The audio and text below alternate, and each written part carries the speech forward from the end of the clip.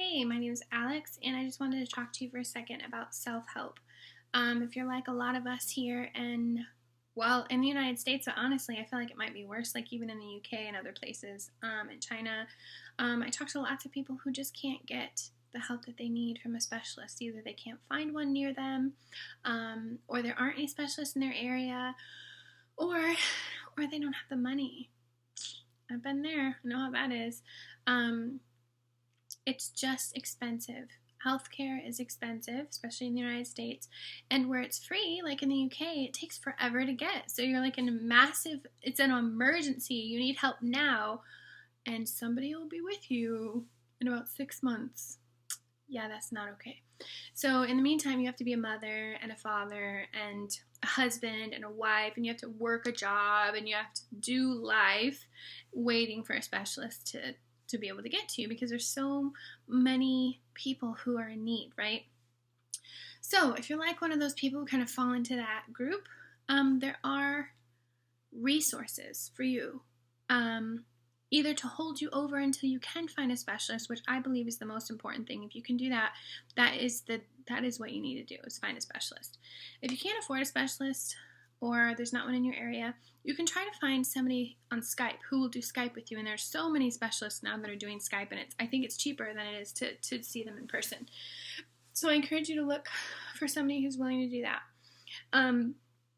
If you can't find a specialist in person and you can't find a specialist that does Skype, I encourage you to find some self-help books. And I'm going to list 2 below, and I'm just going to mention 2 right now. I'll list more than 2 below, actually, because I've had other books recommended highly that I think might be helpful. But the 2 that I really appreciate the most are, one is by Dr. John Grayson, called Freedom from Obsessive Compulsive Disorder. That book is so beyond, like, it's so well written. I felt so educated when I was done reading it. I felt like I totally understood myself better, my illness. I knew what I was fighting. It empowered me. It helped me to just be encouraged about the battle. And at the end, he helped understand how to write scripts and do exposure and response prevention, which is the gold standard for treating obsessive compulsive disorder. Life-changing. You need to learn that. So those are the 2 things that really was huge for that book. And I'll link that below. And the other book is called the Mindfulness Workbook for OCD. That is by John Hershfield. And that book, John Hershfield's a big proponent of making space for the thoughts and the feelings that kind of come into your experience, and giving yourself permission to feel whatever it is that you feel. For me, that was huge. Being allowed to feel hurt and anger and frustration, and just allowing those things instead of fighting against them for so long.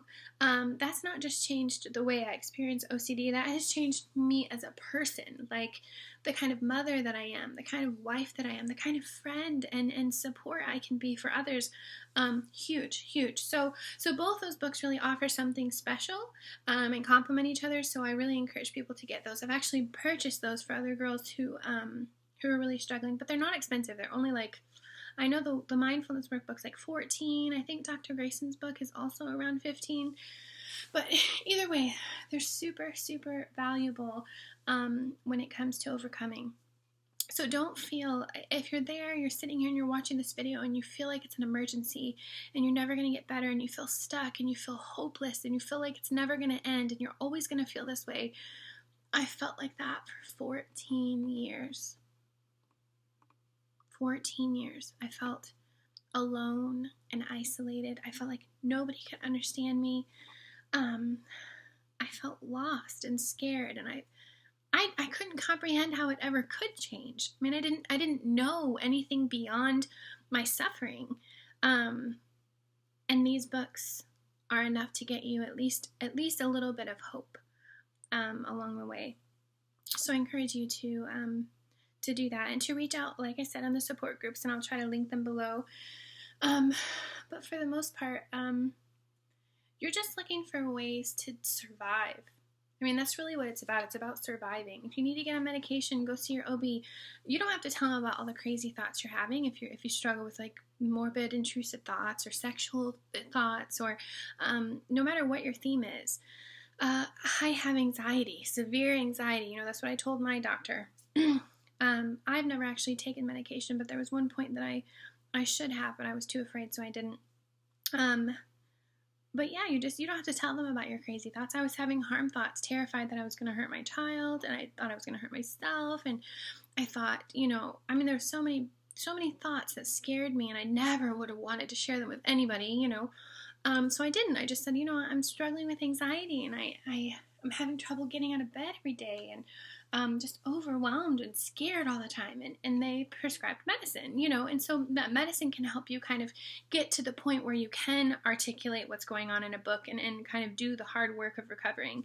I know lots of mommies who started medication, were well enough to go through therapy, finish the therapy, and stop the medication, and they live the rest of their lives that way. And so you don't have to get a medication for the rest of your life, but it is a resource that I think needs to be considered for sure, because OCD and suffering from a mental illness in general is not just about making the choice to be better. There is something physiological that we don't understand, and you need to be open to the resources that are available to you if you want to get better. So I encourage you to do that. I encourage you to be the catalyst for your own recovery, because if you're stuck and you're sitting there and you're watching, you're like, there's no way. I was struggling for 14 years. I couldn't be alone with my children. I was afraid to leave the house. I was afraid to be at the house. I lost friends. I lost relationships that nurtured me and nourished me. You can get better. Looking back, I would have never thought that I can get better. And now I'm sitting here in front of you, and I really don't experience anxiety anymore the way that I did. I still experience stress, so things will happen in my life, and they'll be very stressful. But the tools that I've learned help me in every area, not just with OCD, but in every area.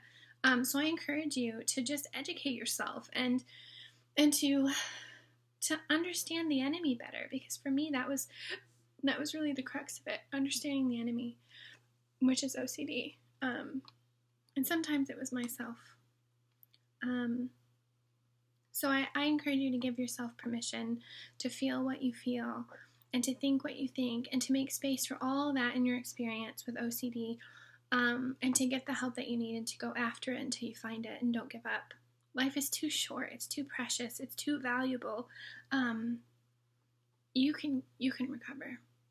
I believe that truly in my heart for everyone. I believe that you can recover. It takes work, but it's possible for you or for me. So if you want to reach out to me, I can try to help connect you with resources. I can offer peer support. Hopefully by the end of the summer, I'll be a peer support specialist. Maybe one day I'll actually be an OCD specialist after my children grow up, probably. Anyway, so I'll try to be as much help to you as I can. Again, I'm not an expert, but